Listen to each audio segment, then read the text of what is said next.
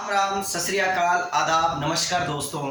स्वागत है आपका अपने YouTube channel history by Vinod Kashyap के अंदर। दोस्तों, सबसे पहले मेरे उन बच्चों को एक छोटी सी अपील, जो बच्चे मेरे चैनल के साथ नए जुड़े हैं, जो ये आज का वीडियो देख रहे हैं, वो बच्चे सबसे पहले मेरे चैनल को सब्सक्राइब कर लें। और यदि आपके को मेरे द्वारा दी गई जानकारी यदि अच्छी लगे तो आप वीडियो को लाइक ज़रूर करें और साथ ही साथ क्या है उसे शेयर भी जरूर करें।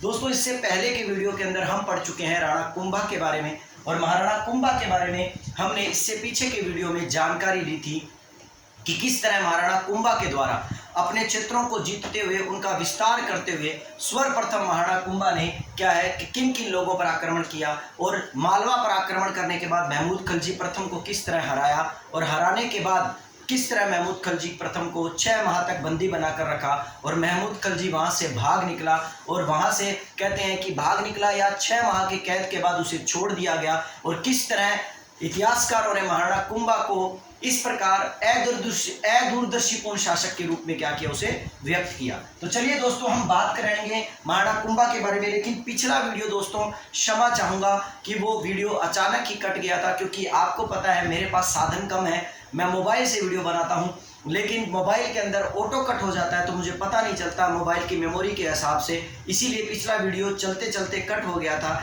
और मैं आपको जानकारी देते हुए उसके अंदर रुक गया था। तो मैं उस जानकारी को दोस्तों आज पूर्ण कर देता हूँ। वो जानकारी को पूर्ण करते हुए मैं आपको बता देता हूँ कि महाराणा कुंभा के जिन युद्धों के बारे में हमने पिछली जानकारी में लिया कि महमूद खलजी प्रथम को और ठीक है गुजरात के शासक कुतुबुद्दीन शाह को महाराणा कुंभा के द्वारा हरा दिया गया था, जिनके द्वारा चंपानेर की संधि की गई थी महाराणा कुंभा को हराने के लिए। उस युद्धों के अंदर उन दोनों शासकों को कुंभा के द्वारा क्या किया गया था, हराया गया था। इस बात की जानकारी हमें कहाँ से प्राप्त होती है? इस बात की जानकारी हमें कीर्ति स्तंभ प्रशस्ति से प्राप्त होती है। और साथ ही साथ राणा कुंभा के द्वारा एक लिखी गई टीका है दोस्तों, जिसका नाम है रसिक प्रिया टीका। उस रसिक प्रिया टीका के अंदर भी हमें ये जानकारी प्राप्त होती है कि महाराणा कुंभा ने गुजरात के शासक कुतुबुद्दीन शाह और ठीक है ना मालवा के शासक या मांडू के शासक महमूद खलजी प्रथम को क्या कर दिया था, हरा दिया था। और चंपानेर संधि, जो कि इन दोनों शासकों ने महाराणा कुंभा के विरुद्ध की थी, उस संधि की भी धज्जियां क्या कर दी थी, महाराणा कुंभा ने उड़ा दी थी। चलिए दोस्तों, आज हम पढ़ने वाले हैं महाराणा कुंभा के उपलब्धियों के अंदर, उसके विजय अभियान के अंदर नागौर के आक्रमण को। लेकिन नागौर के आक्रमण को पढ़ने से पहले मैं आपको थोड़ा सा यहाँ पर एक छोटी सी कहानी के रूप में एक चीज बताना चाहता हूँ कि महाराणा कुंभा नागौर पर आक्रमण नहीं करना चाहते थे। महाराणा कुंभा ने नागौर पर आक्रमण नहीं किया, लेकिन परिस्थितियां कुछ ऐसी हो गई जिसके कारण महाराणा कुंभा को नागौर पर क्या करना पड़ा, आक्रमण करना पड़ा। वो परिस्थितियां क्या थी दोस्तों? परिस्थितियां ये थी दोस्तों कि महाराणा कुंभा के समय नागौर का जो शासक था वो शासक था फिरोज खान, और फिरोज खान की दोस्तों क्या हो गई थी, मृत्यु हो गई थी। तो मृत्यु के बाद फिरोज खान का पुत्र गद्दी पर बैठना था, जो कौन था, शम्स खां। और कहते हैं कि शम्स खां गद्दी पर बैठा, लेकिन मुजाहिद खां जो था उसने शम्स खां को गद्दी से हटा दिया, और मुजाहिद खां की सहायता इस अभियान के अंदर, या ये कह सकते हैं कि गद्दी से हटाने में शम्स खां की, ठीक है ना, शम्स खां के रूप में मुजाहिद खां की सहायता करने वाला शासक कौन था, कुतुबुद्दीन शाह था। और ये कुतुबुद्दीन शाह शासक कहाँ का था दोस्तों, गुजरात का था। ठीक है दोस्तों, तो इसका मतलब कुतुबुद्दीन शाह ने मदद कर मुजाहिद खां की क्या किया कि शम्स खां को गद्दी से हटा दिया। बेचारा शम्स खां सोचने लगा कि अब मैं क्या करूं, और इसीलिए शम्स खां भागकर किसकी शरण में चला गया, कुंभा की शरण में चला गया, और कुंभा से उसने सैनिक सहायता मांगी। और सैनिक सहायता मांगते हुए महाराणा कुंभा ने शम्स खां की मदद करने का क्या कर लिया, निश्चय कर लिया। लेकिन दोस्तों, मैंने जैसा कि आपको पीछे के वीडियो में बताया था कि हम महाराणा कुंभा के बारे में अनेक क्या है संधियों के बारे में जिक्र करेंगे, जिसमें हमने आवल बावल की संधि के बारे में पढ़ लिया, ठीक है ना, और हम आगे फिर दोबारा पढ़ने वाले हैं आवल बावल की संधि। फिर उसके बाद हमने क्या किया कि चंपानेर की संधि के बारे में पढ़ लिया। तो कई बार बच्चे सोचते हैं सर इन दोनों संधियों के अलावा राणा कुंभा ने और कौन सी संधि कर ली, तो दोस्तों वही संधि मैं आपको बताने वाला हूं कि महाराणा कुंभा के द्वारा शम्स खां के साथ एक संधि की गई कि भाई मैं तेरी मदद तो कर दूंगा, मैं सैनिक सहायता तो दे दूंगा, लेकिन इस सैनिक सहायता के बदले मैं तुझसे एक संधि में एक शर्त रखूंगा, और वो शर्त ये है कि यदि मैं तुझे नागौर दे देता हूं, नागौर का दुर्ग दे देता हूं, तू तो नागौर की क्या नहीं करवाएगा, मरम्मत नहीं करवाएगा। और कहते हैं कि शम्स खां इस बात पर क्या हो जाता है, राजी हो जाता है। और इस तरह राणा कुंभा शम्स खां की मदद कर मुजाहिद खां और कुतुबुद्दीन शाह की सम्मिलित सेना को हरा देते हैं, और इस तरह नागौर का शासक किसे नियुक्त कर दिया जाता है, शम्स खां को क्या कर दिया जाता है, नियुक्त कर दिया जाता है। लेकिन यहां पर कहानी खत्म नहीं हुई। तो नागौर का आक्रमण कुंभा ने दोबारा क्यों किया? चलिए, ये आक्रमण तो नागौर का जो था कुंभा ने सिर्फ शम्स खां की मदद करने के लिए किया, लेकिन उसके बाद नागौर का आक्रमण कुंभा ने क्यों किया, इसका एक बहुत बड़ा रीजन है। क्योंकि दोस्तों संधि के तहत शर्त थी कि नागौर के दुर्ग का क्या नहीं करवाया जाएगा, नागौर दुर्ग की मरम्मत नहीं करवाई जाएगी। लेकिन यहाँ पर संधि की शर्त का उल्लंघन किया किसने, शम्स खां ने। और कहते हैं कि शम्स खां ने जब संधि का उल्लंघन किया तो राणा कुंभा उससे बड़ा नाराज हुआ, ठीक है ना। और राणा कुंभा ने किस पर आक्रमण करने का निश्चय कर लिया, शम्स खां पर आक्रमण करने का निश्चय कर लिया, जो कहाँ का शासक था, नागौर का शासक था। यही रीजन था दोस्तों कि नागौर पर राणा कुंभा ने आक्रमण किया। और कहते हैं कि नागौर पर आक्रमण करने का पूरा विवरण जो है, जो हमें कथा जो है वो कहाँ प्राप्त होती है, कीर्ति स्तंभ प्रशस्ति में प्राप्त होती है। याद रखिए दोस्तों, हमें किसके अंदर प्राप्त होती है, कीर्ति स्तंभ प्रशस्ति में प्राप्त होती है। मैं आपको पूरी बात बताऊंगा कि कीर्ति स्तंभ प्रशस्ति कहाँ है और किसके द्वारा लिखी गई है। लेकिन अभी हम केवल कीर्ति स्तंभ प्रशस्ति में लिखे गए नागौर के आक्रमण के वर्णन को क्या करते हैं, याद करते हैं, उसको क्या करते हैं, सुनते हैं। कीर्ति स्तंभ प्रशस्ति में लिखा गया है कि राणा कुंभा ने नागौर के किले को ध्वस्त कर दिया, उसको तुड़वा दिया, और तुड़वाने के बाद नागौर की जो खाइयां थी उस किले के पत्थरों से भरवा दी, और साथ ही साथ नागौर के घोड़े और हाथियों को उसने छीन लिया। और वहां पर जो गायों को बंदी बनाया गया था, जो गायों का अपहरण किया गया था या उन्हें क्या है कैद कर रखा था, उन्हें वहां पर राणा कुंभा ने छुड़वाया। और साथ ही साथ पूरे नागौर को राणा कुंभा ने क्या कर दिया, चारागाह में तब्दील कर दिया। अर्थात हम ये कह सकते हैं कि नागौर को भीषण, ठीक है ना, उसके अंदर क्या किया गया, रक्तपात किया गया, नागौर को ध्वस्त कर दिया गया। इस आक्रमण की जानकारी, इस तरह का विवरण जो है हमें कहां से प्राप्त होता है, राणा कुंभा के काल की प्रशस्ति है जिसे कीर्ति स्तंभ प्रशस्ति कहा जाता है, उसके अंदर हमें क्या होता है, प्राप्त होता है। तो चलिए दोस्तों, ये राणा कुंभा की कुछ विजय उपलब्धियां थी, राणा कुंभा की वो विजय अभियान थे जिसके द्वारा उसने अपने साम्राज्य का विस्तार किया। अब हम बात करेंगे राणा कुंभा की संधियों के बारे में, जिन संधियों में मैं आपको एक संधि करवा चुका हूं। जो संधि कौन सी थी दोस्तों, शुरू में हमने जिस संधि के बारे में जिक्र किया वो संधि थी चंपानेर की संधि, 1456 के अंदर की गई थी। फिर मैंने आपको एक संधि के बारे में जिक्र किया जो नागौर के शासक शम्स खां के क्या हुई, मतलब साथ हुई। और अब एक संधि और बताता हूं, जो संधि किसके मध्य हुई, मारवाड़ के शासक राव जोधा के मध्य हुई। जो संधि कौन सी थी, आवल बावल की संधि। दोस्तों, मैं इसके बारे में आपको विस्तार से अपने पीछे के वीडियो में बता चुका हूं, जब मैंने आपको राव जोधा करवाया था। लेकिन उसके बावजूद भी मैं आपको इसके बारे में दोबारा बता रहा हूं। क्यों? क्योंकि ये हमारा टॉपिक अलग है, हम मेवाड़ कर रहे हैं और मेवाड़ में महाराणा कुंभा कर रहे हैं, इसीलिए आपको इस संधि के बारे में एक बार दोबारा बता देता हूं। अगर इसको पूर्ण रूप से इस संधि को समझना है तो मेरे द्वारा डाले गए राव मालदेव और राव मालदेव के साथ मैंने जो राव जोधा वीडियो डाला है उस वीडियो को जरूर देखें, क्योंकि राव जोधा के काल के वीडियो के अंदर मैंने पूरी इस संधि के बारे में क्या की है, डिटेल से आपको क्या किया है, इसको बताया है। दोस्तों, राव जोधा जिस समय मारवाड़ के अंदर शासक बना 1453 में, जब बंडोर उसके अधिकार में आया, मारवाड़ उसके अधिकार में आया, 1438 में ही शासक बन गया था वो। लेकिन 15 साल के संघर्ष के बाद जब 1453 के अंदर उसके पास शासन अधिकार में आया तो 1453 के अंदर उसने राणा कुंभा को, ठीक है ना, बुलवाया। अर्थात हंसाबाई को, जो उसकी बुआ लगती थी, किसकी, राव जोधा की। राव जोधा ने अपनी बुआ को बोला कि बुआ जी आप मेरी कुंभा के साथ क्या करवा दीजिए, संधि करवा दीजिए, क्योंकि कुंभा जो है वो मुझसे बड़ा नाराज है, ठीक है ना। लेकिन कुंभा ने मेरे पिता की हत्या कर दी, रणमल की हत्या कर दी और अपना बदला ले लिया, इसलिए मैं अब कुंभा से किसी प्रकार का द्वेष नहीं रखता और हम दोनों के बीच में अब क्या हो जानी चाहिए, मैत्री पूर्ण संधि हो जानी चाहिए। तो कहते हैं कि कुंभा की जो दादी थी हंसाबाई और राव जोधा की जो बुआ थी हंसाबाई, इन दोनों का संबंध जो था वो हंसाबाई से था और हंसाबाई ने इन दोनों के मध्य मध्यस्थता करते हुए एक संधि करवाई, जिस संधि को क्या कहा गया, आवल और बावल की क्या कहा गया, संधि कहा गया। दोस्तों आवल और बावल की संधि को याद रखिएगा मेवाड़ और मारवाड़ की सीमाओं का निर्धारण करने वाली संधि भी कहा जाता है। याद रखिएगा दोस्तों कि मेवाड़ और मारवाड़ की सीमाओं का निर्धारण करने वाली संधि, सीमाओं को निर्धारित करने वाली या निर्धारण करने वाली संधि भी कहा गया है। ठीक है दोस्तों कि मेवाड़ और मारवाड़ की सीमाओं का निर्धारण करने वाली संधि कौन सी थी, आवल और बावल की संधि थी, जो मारवाड़ के शासक राव जोधा और मेवाड़ के शासक किसके मध्य हुई थी, राणा कुंभा के मध्य हुई थी। और इसी संधि के तहत ठीक है ना, मेवाड़ और मारवाड़ का मध्य बिंदु जो था वो सोजत पाली को मान लिया गया था। लेकिन याद रखिएगा दोस्तों सोजत जो है वो किसका हिस्सा होगा, मारवाड़ का हिस्सा होगा। तो सोजत पाली को मध्य बिंदु मान लिया गया, जिससे नीचे का हिस्सा मेवाड़ का था और ऊपर का हिस्सा किसका था, मारवाड़ का था। चलिए दोस्तों साथ ही साथ यहां पर आपको ये भी बता दूं कि इस संधि के तहत जब राव जोधा ने देखा कि कुंभा से मेरे संबंध अच्छे हो गए हैं, तो कुंभा का एक पुत्र था जिसका नाम था दोस्तों रायमल, और राव जोधा की एक पुत्री थी जिसका नाम था दोस्तों श्रृंगार देवी।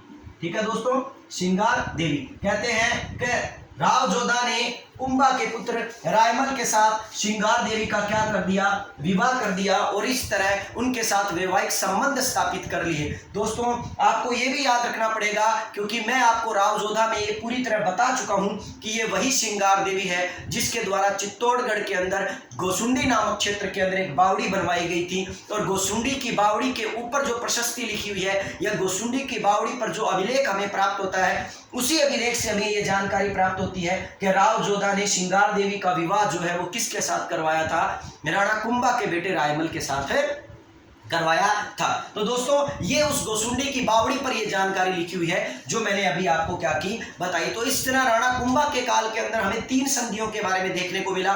नंबर 1 हमने चंपानेर की संधि पढ़ी, फिर हमने नागौर के साथ की गई संधि पढ़ी, और उसके बाद राव जोधा मारवाड़ के साथ की गई संधि पढ़ी, जिसे हम आवल और बावल की संधि कहते हैं, जो कि मेवाड़ और मारवाड़ की सीमाओं का निर्धारण करने वाली भी संधि कहलाती है।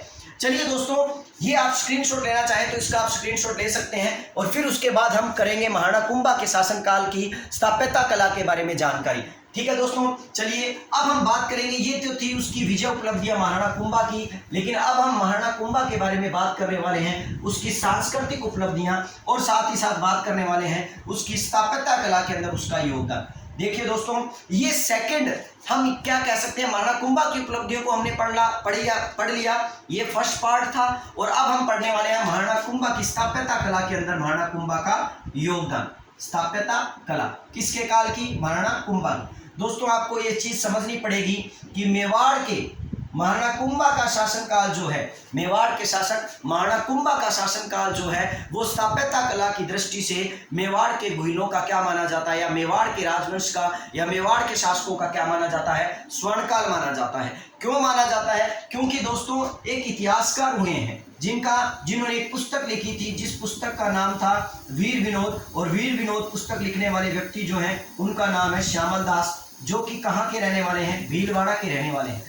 श्यामल दास जो है जिन्होंने वीर विनोद नामक पुस्तक लिखी, इसी वीर विनोद नामक पुस्तक के अंदर श्यामल दास ने लिखा कि महाराणा कुंभा ने मेवाड़ के 84 दुर्गों में से 32 दुर्गों का निर्माण करवाया था। याद रखिएगा दोस्तों मैं कह रहा हूं मेवाड़ के 84 दुर्गों में से 32 दुर्गों का निर्माण किसके द्वारा करवाया गया था, राणा कुंभा के द्वारा करवाया गया था। ऐसा किसका कहना है, ऐसा श्यामल दास का कहना है। दोस्तों श्यामल दास ने मेवाड़ के 84 दुर्गों में से 32 दुर्गों का निर्माण राणा कुंभा के द्वारा करवाया जाना बताया जाता है। तो आप समझदार हो कि स्थापत्य कला की दृष्टि से महाराणा कुंभा का शासनकाल जो है वो क्या कहलाएगा, स्वर्णकाल ही कहलाएगा। तो चलिए दोस्तों बात करेंगे महाराणा कुंभा के ने अपने काल के अंदर किन किन चीजों का निर्माण किया। तो दोस्तों इससे पहले जब मैंने आपको ठीक है ना क्या बताया था, महमूद खलजी के साथ महाराणा कुंभा का आक्रमण बताया था, महमूद खलजी के साथ महाराणा कुंभा के द्वारा जो युद्ध किया गया था उसके बारे में बताया था, जिसको हम सारंगपुर के युद्ध के नाम से जानते हैं। उस युद्ध के बाद मैंने आपको बताया था कि महाराणा कुंभा ने एक इमारत बनाई थी, जिस इमारत को क्या कहा जाता है, विजय स्तंभ कहा जाता है। दोस्तों कई बार हमें पजल करने के लिए कुछ लोग या कुछ इतिहासकार नहीं कहते हम, क्योंकि इतिहासकारों ने ऐसा कहीं नहीं लिखा, लेकिन कुछ लोग जो हैं वो क्या है, या कुछ हम ये कह सकते हैं कि मेरे जैसे कुछ अध्यापक जो हैं वो पजल करने के लिए और नई मतलब ना परिपाटी चलाने के लिए लोगों को ये दिखवा देती है कि हाँ भाई कोई एक नया क्वेश्चन आ गया है, और इसीलिए विजय स्तंभ को वो लोग क्या लिख देते हैं, विक्ट्री टावर लिख देते हैं। अब दोस्तों अगर आप समझदार हो तो आपको पता होना चाहिए कि ये केवल इंग्लिश के अंदर किया गया क्या है, रूपांतरण है। विजय का मतलब विक्ट्री होता है और स्तंभ का मतलब क्या होता है, टावर होता है। लेकिन जब हमसे पूछेंगे विजय स्तंभ कहाँ है तो हम बता देते हैं कि सर चित्तौड़गढ़ दुर्ग में है। लेकिन किसी ने ये पूछ लिया कि विक्ट्री टावर कहाँ है, तो एक बार हमारे दिमाग के तार जो है वो क्या हो जाते हैं, फ्यूज हो जाते हैं, हमारा बल्ब जो है वो फ्यूज हो जाता है। तो इसलिए याद रखिए दोस्तों, ऐसा कुछ भी नहीं है, ये केवल इंग्लिश वर्जन में आप देखोगे, क्वेश्चन हिंदी वर्जन और इंग्लिश दोनों वर्जन में आता है दोस्तों। तो आप जब हिंदी वर्जन में देखोगे तो कहीं विक्ट्री टावर नहीं आएगा, वहां विजय स्तंभ ही आएगा, और इंग्लिश वर्जन देखोगे तो आपको उसके अंदर विक्ट्री टावर लिखा हुआ मिल जाएगा। तो इसलिए याद रखिए दोस्तों, विजय स्तंभ का निर्माण जो है वो किसके द्वारा करवाया गया था, महाराणा कुंभा के द्वारा करवाया गया था। विजय स्तंभ का निर्माण महाराणा कुंभा ने 1440 से लेकर 1448 के मध्य करवाया था। और ये जो निर्माण जो था ये सारंगपुर की युद्ध की याद में किया गया था, युद्ध की विजय के उपलक्ष्य में किया गया था कि भाई मैं जब ये युद्ध जीत गया हूं तो मैं मेरी ख्याति के रूप में, ठीक है ना, किसका निर्माण करवाऊंगा, विजय स्तंभ का निर्माण करवाऊंगा। और विजय स्तंभ को एक अन्य नाम से भी जाना जाता है जिसको क्या कहा जाता है, कीर्ति स्तंभ भी कहा जाता है। कीर्ति स्तंभ के साथ साथ विजय स्तंभ को विक्ट्री टावर भी कहा जाता है। उसी के साथ साथ हिंदू मूर्ति कला का अजायब घर भी कहा जाता है, और ठीक है ना, हिंदू विश्वकोश का क्या कहा जाता है, मतलब हिंदू मूर्ति कला का विश्वकोश भी क्या है, कहा जाता है। और हिंदू देवी देवताओं का अजायब घर कहा जाता है, हिंदू देवी देवताओं का अजायब घर, और ठीक है ना, हिंदू मूर्तियों का विश्वकोश भी कहा जाता है। तो विजय स्तंभ के बारे में आपको थोड़ी सी बात यहाँ बता दूं दोस्तों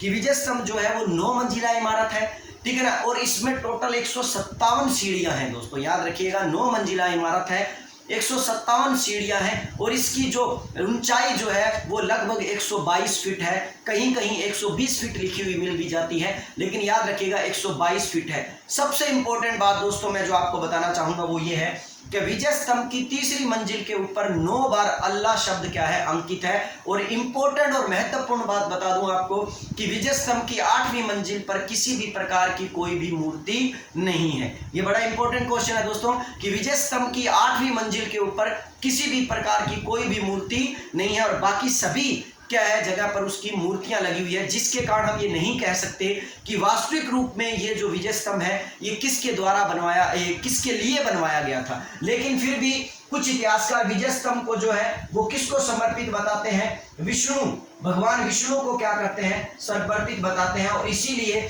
विजय स्तंभ को भगवान विष्णु की ध्वजा के रूप में क्या करते हैं, मानते हैं, और भगवान विष्णु की ध्वजा के रूप में विजय स्तंभ को क्या करते हैं, देखते हैं। यहां पर आपको एक चीज बता दूं, विजय स्तंभ जो है हमारी राजस्थान की माध्यमिक शिक्षा बोर्ड और राजस्थान पुलिस के प्रतीक चिन्ह के रूप में क्या किया गया है, अपनाया गया है। और डाक टिकट भी जारी हुई है दोस्तों, राजस्थान की पहली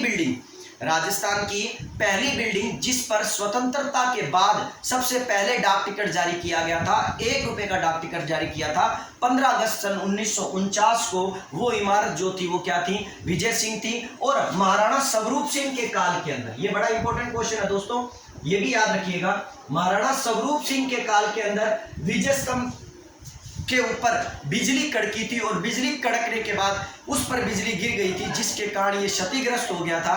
और क्षतिग्रस्त हो गया था तो स्वरूप सिंह के काल के अंदर ही क्या किया गया था, इसकी मरम्मत करवा दी गई थी। तो दोस्तों आशा करता हूं विजय स्तंभ के बारे में आपको पूर्ण जानकारी मिल गई होगी। अब दोस्तों मैं जो बात बताने वाला हूं कि कई बार कुछ बच्चे पजल हो जाते हैं कि सर विजय स्तंभ को कीर्ति स्तंभ कहते हैं, तो राणा कुंभा के काल के अंदर, याद रखिएगा मैं कह रहा हूं राणा कुंभा के काल के अंदर, न कि मैंने ये कहा कि राणा कुंभा ने बनवाया, मैं कह रहा हूं राणा कुंभा के काल के अंदर दोस्तों एक हमारे पास कीर्ति स्तंभ प्रशस्ति भी प्राप्त होती है। याद रखिएगा दोस्तों, कीर्ति स्तंभ प्रशस्ति भी प्राप्त होती है। अब आप कहोगे सर ये कीर्ति स्तंभ प्रशस्ति क्या है, और वहां कीर्ति स्तंभ है, तो कई बच्चे ये आइडिया लगा लेते हैं कि शायद इसी कीर्ति स्तंभ पर कोई प्रशस्ति लिखी होगी, जिसके कारण क्या है उसको कीर्ति स्तंभ प्रशस्ति कह दिया गया होगा। नहीं दोस्तों, चित्तौड़गढ़ दुर्ग के अंदर एक और कीर्ति स्तंभ है जिसे जैन कीर्ति स्तंभ कहा गया है। दोस्तों याद रखिएगा, उसे जैन कीर्ति स्तंभ कहा जाता है। इसका रीजन क्योंकि इसका निर्माण जो था जीजा बघेरवाल जैन के द्वारा करवाया गया था, या जैन जीजा बघेरवाल के द्वारा करवाया गया था, जो कि भगवान आदिनाथ को समर्पित है, जो कि जैनियों के प्रथम गुरु वृषभदेव, जिनको आदिनाथ के नाम से जाना जाता है, उनको समर्पित है। इसीलिए इसे जैन कीर्ति स्तंभ कहा जाता है, लेकिन इसका नाम कीर्ति स्तंभ है। विजय स्तंभ को भी कीर्ति स्तंभ कहा जाता है, लेकिन इसे याद रखने के लिए, दिमाग में रखने के लिए इसे आप क्या कह सकते हो, जैन कीर्ति स्तंभ कह सकते हो। अब आप पूछोगे सर इस विजय स्तंभ और इस विजय स्तंभ में पता कैसे करें कि ये अलग है। दोस्तों जैसा कि मैंने आपको बताया, ये विजय स्तंभ 9 मंजिला बना हुआ है। ये विजय स्तंभ जो है वो कितना मंजिला बना हुआ है, 7 मंजिला बना हुआ है। जैसा कि मैंने बताया कि ये विजय स्तंभ जो है वो कितनी ऊंचाई का है, 122 फीट ऊंचाई का है। तो ये विजय स्तंभ जो है वो कितनी ऊंचाई का है, 75 फीट की ऊंचाई का है। दोस्तों इनमें यही एक अंतर है, यही जो अंतर आपको क्या है यहां से आपको पता लग जाता है। अब इस जैन कीर्ति स्तंभ के ऊपर जो प्रशस्ति लिखी हुई है, पत्थरों के ऊपर जो क्या है मतलब वर्णन लिखा गया है, उसे हमने जैन, ठीक है ना, कीर्ति स्तंभ प्रशस्ति के रूप में जाना है, या कीर्ति स्तंभ प्रशस्ति के रूप में इसे क्या कहा है, कहकर बुलाया है। और याद रखिएगा दोस्तों, इस प्रशस्ति की लिखने की शुरुआत जो थी या रचना जो थी वो किसके द्वारा की गई थी, अत्रि के द्वारा की गई थी। लेकिन यह भी याद रखना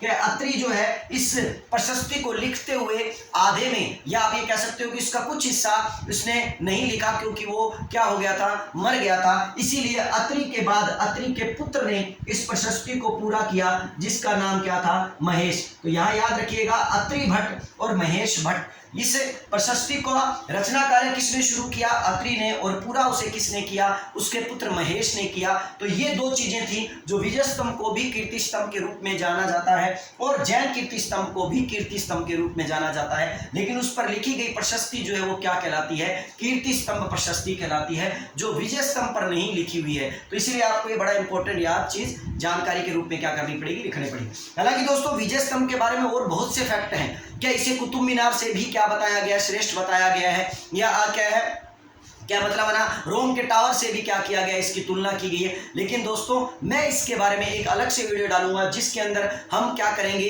क्या महल और साथ ही साथ मीनारें करेंगे और साथ ही साथ स्तंभ करेंगे, तब हम उसके अंदर उसकी पूरी जानकारी लेंगे। लेकिन यहाँ पर अभी केवल इतनी ही जानकारी चाहिए, क्योंकि हमें महाराणा कुंभा करना है, न कि विजय स्तंभ के बारे में या बिल्डिंगों के बारे में क्या करनी है, हमें इमारतों के बारे में जानकारी पूरी लेनी है। चलिए दोस्तों, अब महाराणा कुंभा के द्वारा अनेक प्रकार के दुर्ग भी बनवाए गए, क्योंकि जैसा कि मैंने अभी बात बताया कि स्थापत्य कला के अंदर वीर विनोद नामक पुस्तक में यह कहा जाता है कि महाराणा कुंभा के द्वारा 84 में से 32 प्रकार के दुर्गों का क्या किया गया था, निर्माण किया गया था। तो आप समझ सकते हो कि महाराणा कुंभा के द्वारा अनेक दुर्ग बनाए गए होंगे। तो उन दुर्गों में मैं दोस्तों कुछ दुर्गों के नाम लिख देता हूं, जिनमें सबसे पहले दुर्ग आता है, जिस दुर्ग का नाम है कुंभलगढ़ दुर्ग। दोस्तों कुंभलगढ़ दुर्ग जो है, कुंभलगढ़ दुर्ग का निर्माण जो है महाराणा कुंभा ने ही करवाया था। और महाराणा कुंभा के किस शिल्पी के द्वारा यह दुर्ग बनवाया गया था, मंडन के द्वारा बनवाया गया था। दोस्तों ये क्वेश्चन बहुत बार आया हुआ है कि कुंभलगढ़ दुर्ग का शिल्पीकार कौन है या शिल्पी कौन है। लगभग परीक्षाओं में ये क्वेश्चन आता है। याद रखिएगा, कुंभलगढ़ दुर्ग का शिल्पी जो है वो कौन है, मंडन है। और मंडन महाराणा कुंभा का राजकीय शिल्पी था, या ये कह सकते हैं कि प्रमुख शिल्पी था। दोस्तों कुंभलगढ़ दुर्ग राजसमंद नामक जिले के अंदर क्या है, स्थापित है। और कुंभलगढ़ दुर्ग का निर्माण 1443 से लेकर 1458 के मध्य क्या किया था, राणा कुंभा के द्वारा करवाया गया था। कुंभलगढ़ दुर्ग के बारे में संपूर्ण जानकारियां दोस्तों मैं अपने वीडियो में डाल चुका हूं। यदि आपको कुंभलगढ़ दुर्ग की संपूर्ण जानकारियां आपको चाहिए तो मेरे क्या मतलब है ना, प्ले लिस्ट में जाइए मेरे चैनल के, और प्ले लिस्ट में आप दुर्गों को देखिए। और दुर्गों में मैंने कुंभलगढ़ दुर्ग को बड़े अच्छे से समझाया है। आप कुंभलगढ़ दुर्ग की संपूर्ण जानकारी क्या कर सकते हो, उस वीडियो में ले सकते हो। चलिए दोस्तों हम नेक्स्ट बात करेंगे कुंभलगढ़ दुर्ग के अलावा, ठीक है ना। सेकंड दुर्ग महाराणा जो कुंभा के द्वारा बनाया गया वो दुर्ग है बसंतगढ़ का दुर्ग, या इस बसंतगढ़ के दुर्ग को ही क्या कहा जाता है, बसंती दुर्ग भी कहा जाता है। जो बसंती दुर्ग या बसंतगढ़ का दुर्ग जो है वो कहाँ बना हुआ है, सिरोही के अंदर बना हुआ है। दोस्तों याद रखिएगा, बसंतगढ़ या बसंती दुर्ग जो है ये भगवान विष्णु को समर्पित है, सबसे बड़ी इंपॉर्टेंट बात। और सबसे इंपॉर्टेंट चीज आपको यहां भी याद रखनी पड़ेगी कि महाराणा कुंभा के द्वारा इस दुर्ग में 7 जलाशयों का निर्माण करवाया गया था, 7 तालाबों का निर्माण करवाया गया था। एकमात्र दुर्ग ऐसा है जिसके अंदर महाराणा कुंभा के द्वारा 7 जलाशयों का निर्माण करवाया गया है। वो दुर्ग कौन सा है? बसंतगढ़ का दुर्ग है, जो कि कहां पड़ता है? सिरोही के अंदर पड़ता है। और इसका निर्माण जो था वो किसके द्वारा करवाया गया था? राणा कुंभा के द्वारा करवाया गया था। चलिए दोस्तों, इसी क्रम में हम महाराणा कुंभा के तीसरे नंबर के बनाए गए दुर्ग के बारे में पढ़ते हैं, जिस दुर्ग का नाम क्या है? अचलगढ़ दुर्ग। दोस्तों यहां पर आपको ये चीज बड़ी ध्यान रखनी पड़ेगी कि अचलगढ़ दुर्ग जो है महाराणा कुंभा के द्वारा बनवाया नहीं गया था, बल्कि महाराणा कुंभा ने अचलगढ़ दुर्ग का पुनर्निर्माण किया था। अचलगढ़ दुर्ग जो है वो परमारों के द्वारा बनाया गया था, लेकिन बाद में जब ये पूर्ण रूप से नष्ट हो गया तो इसके भग्नावशेषों को लेकर, जिस प्रकार कुंभलगढ़ के भग्नावशेषों को लेकर क्या किया था? कुंभलगढ़ दुर्ग बनाया था, उसी प्रकार अचलगढ़ को उसने पुनर्निर्माण के रूप में स्थापित किया। और पुनर्निर्माण के रूप में स्थापित करने के बाद जिस क्षेत्र में उसने इसे स्थापित किया था वो क्षेत्र प्राचीन काल में क्या कहलाता था? अबुर्द प्रदेश कहलाता था। इसीलिए ये दुर्ग जो है वो किसके नाम से जाना गया? अबुर्द दुर्ग के नाम से जाना गया, जो कि कहां पड़ता है? सिरोही में पड़ता है। दोस्तों बसंतगढ़ दुर्ग जो है वो भी सिरोही में पड़ता है, और अचलगढ़ दुर्ग जो है वो भी कहां पड़ता है? सिरोही के अंदर पड़ता है। और आपको इस दुर्ग की सबसे इंपॉर्टेंट 2 बातें आपको बता दूं। इस दुर्ग के अंदर अचलेश्वर महादेव का मंदिर बना हुआ है, जो कि महाराणा कुंभा के द्वारा बनाया गया। और एक इसी दुर्ग के अंदर ओखा रानी का महल है। दोस्तों कई बार ये क्वेश्चन जो है परीक्षाओं में पूछा गया है कि ओखा रानी का महल किस दुर्ग के अंदर स्थित है? तो ओखा रानी का महल जो है वो किस दुर्ग के अंदर स्थित है? अचलगढ़ दुर्ग के अंदर स्थित है। और अब आती है इंपॉर्टेंट बात कि याद रखिएगा, सावन भादो झील जो है, सावन भादो झील वो किस दुर्ग के अंदर स्थित है? तो याद रखिएगा, सावन भादो झील जो है वो अचलगढ़ दुर्ग सिरोही के अंदर ही स्थित है दोस्तों, जो कि महाराणा कुंभा के द्वारा ये दुर्ग क्या किया गया था? बनवाया गया था। तो अब आती है दोस्तों सावन भादो झील। मैं जानता हूं सावन भादो के नाम से आपको याद आ रहा होगा कि सर सावन भादो के नाम से तो अनेक ऐसी कई चीजें हैं जिन्हें हम क्या करते हैं? पढ़ते हैं, जिन्हें हम याद करते हैं। तो दोस्तों मैं आपको सावन भादो से नाम से शुरू होने वाली कई चीजों के बारे में बता देता हूं, जिसे आपको याद रखेंगे। सावन भादो झील के साथ साथ दोस्तों जब आप देशनोक जाते हो तो करणी माता के यहाँ जब जाते हो तो करणी माता के मंदिर के अंदर आपको 2 बड़ी बड़ी कढ़ाइयाँ आपको क्या होंगी? वहां दिखाई देंगी, जिन कढ़ाइयों को भी सावन और भादो कहा जाता है। तो याद रखिएगा, सावन भादो कढ़ाइयाँ कहाँ है? देशनोक करणी माता के मंदिर में बीकानेर के अंदर क्या है? स्थित है।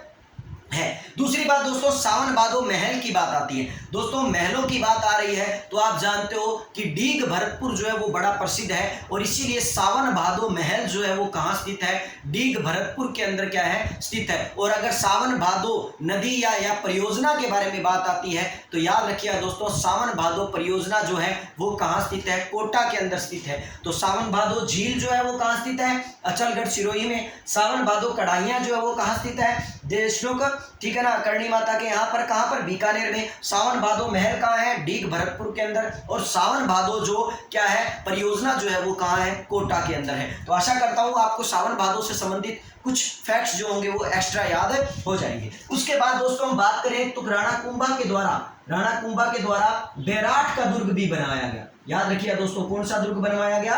बैराठ का दुर्ग बनाया गया। बैराठ जो है दोस्तों जयपुर में पड़ता है, लेकिन यहाँ पर आपको बड़ा इंपॉर्टेंट याद रखने वाली बात है कि महाराणा कुंभा के द्वारा जो बैराठ दुर्ग बनाया गया है वो जयपुर के बैराठ क्षेत्र में नहीं बना, बल्कि भीलवाड़ा के अंदर बना है। दोस्तों बैराठ वो क्षेत्र है जिसे जयपुर के अंदर विराटनगर के नाम से जानते हैं, और प्राचीन काल में मत्स्य जनपद की क्या थी? वो राजधानी थी। लेकिन यहाँ पर हम जिस बैराठ दुर्ग की बात कर रहे हैं वो दुर्ग भीलवाड़ा के अंदर बनवाया गया है। और ये दुर्ग क्यों बनवाया गया था?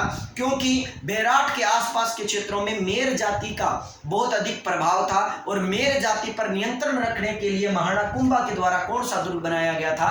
बैराठ दुर्ग बनवाया गया था। और उसके बाद महाराणा कुंभा ने एक दुर्ग बनवाया था जिस दुर्ग का नाम था भौमट दुर्ग। भौमट दुर्ग जो है दोस्तों वो बाड़मेर के अंदर पड़ता है, और भीलों पर कंट्रोल करने के लिए, भीलों पर नजर रखने के लिए, भीलों को नियंत्रण करने के लिए किस दुर्ग का निर्माण करवाया गया था? भौमट के दुर्ग का निर्माण करवाया गया था, जो कि कहां पड़ता है? बाड़मेर के अंदर पड़ता है। तो ये महाराणा कुंभा के द्वारा बनाए गए दुर्ग थे दोस्तों, जिनमें कुछ दुर्गों का उसने पुनर्निर्माण किया, जिनमें चित्तौड़गढ़ दुर्ग भी क्या आता है? पुनर्निर्माण के रूप में आता है। और चित्तौड़गढ़ दुर्ग का आधुनिक निर्माता भी हम किसे कहते हैं?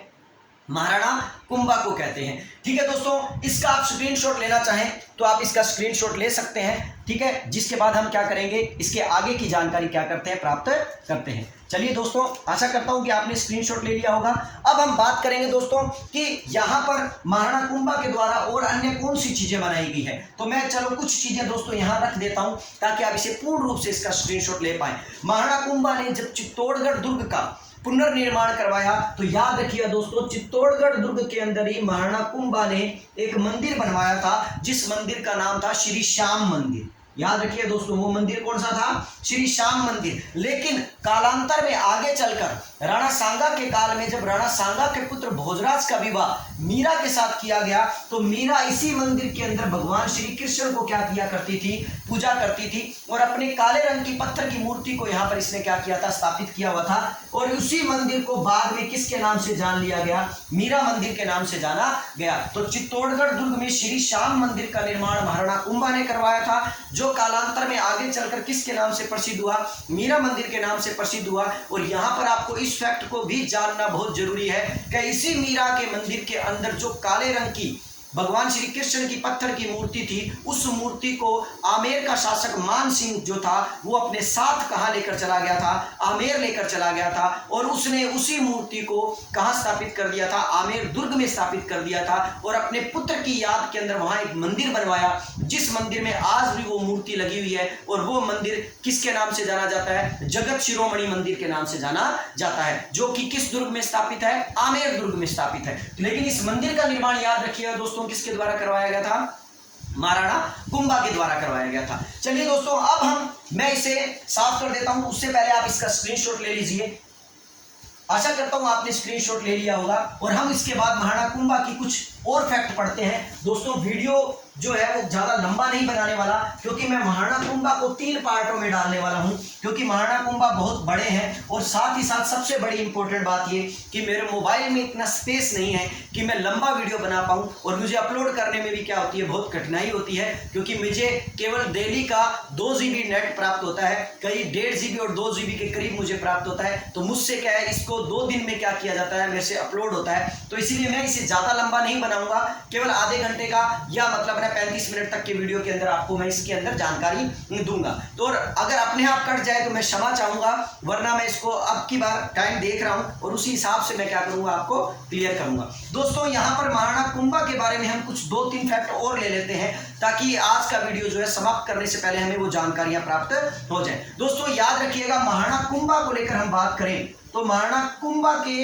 इंपॉर्टेंट चीजें ये हैं कि कुंभा का गुरु कौन था, नंबर 1 बात। और दूसरी बात आती है कि कुंभा का संगीत गुरु कौन था, क्योंकि दोस्तों मैंने आपको शुरू में बताया कि कुंभा जो था संगीत का प्रेमी था। और कुंभा जो है उसको एक वाद्य यंत्र बजाना आता था, जिसका नाम था वीणा। और इसीलिए कुंभा को वीणा वादक क्या है कहा गया है। तो याद रखिएगा, कुंभा का गुरु कौन था और कुंभा का संगीत गुरु कौन था। इसलिए आपको बता दूं, इन दोनों में कई बार अंतर आता है। तो याद रखिएगा, अगर बात आए कि कुंभा का गुरु कौन था, तो कुंभा का गुरु था जैन आचार्य। याद रखिए दोस्तों, हालांकि ये जैन आचार्य है, इसका मतलब ये नहीं है कि कुंभा जैन धर्म में आता है, लेकिन आप याद रखिएगा कि जैन आचार्य जो हीरानंद नाम के व्यक्ति थे, हीरानंद जो थे वो किसके गुरु थे, कुंभा के गुरु थे। और अब बात आती है संगीत गुरु की, तो याद रखिएगा महाराणा कुंभा के संगीत गुरु जो थे वो कौन थे, सारंगधर व्यास थे या सारंग व्यास थे। दोस्तों यहाँ संगीत में संग आ रहा है, तो यहाँ भी देखो क्या आ रहा है, संग आ रहा है। तो इसलिए याद रखिएगा, संगीत वाला गुरु जो होगा वो क्या होगा, संग वाला होगा, रंग वाला होगा, ठीक है ना। और कुंभा के गुरु की बात आए तो आप याद रखिएगा कि कुंभा अपने आप में एक हीरा था, तो इसीलिए क्या है, कुंभा भी उस हीरा का क्या था, नंद था, अर्थात अपने आप में उसका बालक था। तो आप ये मान सकते हो कि कुंभा का गुरु कौन है, हीरानंद, और कुंभा का संगीत गुरु कौन है, सारंग व्यास। ये दोनों बातें मैंने आपको बता दी।